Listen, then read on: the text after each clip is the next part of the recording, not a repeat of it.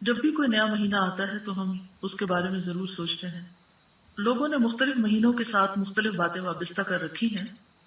آج ہم مسلمانوں کے اندر یہ توہم موجود ہے کہ ماہ سفر میں ہزاروں بلائیں اترتی. آپ نے بھی یہ بات سنی ہوئی ہوگی، اسی لیے لوگ اس مہینے میں شادی بیاہ نہیں کرتے.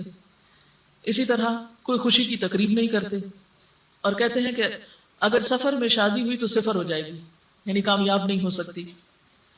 اس لیے سفر کے مہینے کا انتظار کرتے ہیں کہ ختم ہو جائے اور اس کے بعد پھر ربیع الاول میں پروگرام کریں. اگر ہمارا یہ ایمان ہے کہ نفع اور نقصان اللہ کے ہاتھ میں ہے اور پھر ہم کسی مہینے کے ہاتھ میں دے دیتے ہیں یا کسی وقت کے ہاتھ میں یا کسی انسان کے ہاتھ میں، تو پھر وہ کیا ہوا؟ اس کو ہم نے شریک کر لیا. تو یہ ایک لحاظ سے شرک بھی بنتا ہے.